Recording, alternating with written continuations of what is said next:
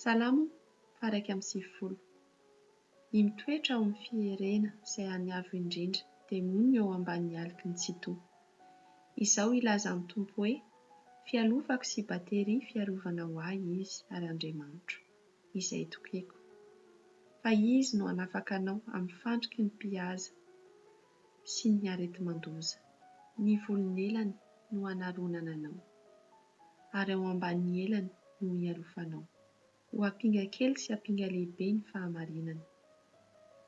Tsy atahotra ny horohoro noho ny alina ianao, na ny zana-tsipika manidina noho ny andro, na ny arety mandringana mandeha amin'ny maizana, na ny fandringanana mandripaka amin'ny tatao vovonana, na dia hisy arivo aza lava eo anilanao sy iray alina eo ankavananao, dia tsy hiatra aminao izany. Hijery maso fotsiny ianao dia ho hitanao ny hamaliana ny ratsy fanahy.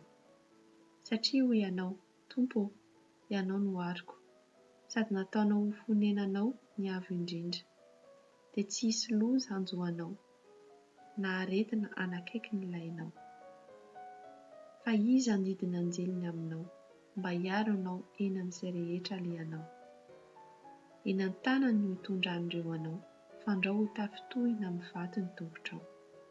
Ny leona masiaka sy ny vipera ho diavinao, ny leona tanora sy ny menarana no ho hitsahinao. Satria izao no ny raketan'ny fitiavany, dia hamonjy azy aho, hanandratra azy ho any amin'ny avo aho, satria mahalala ny anarako izy. Hiantso ahy izy dia hamaly azy aho, ho eo aminy aho raha ory izy. Hamonjy sy hanome voninahitra azy aho.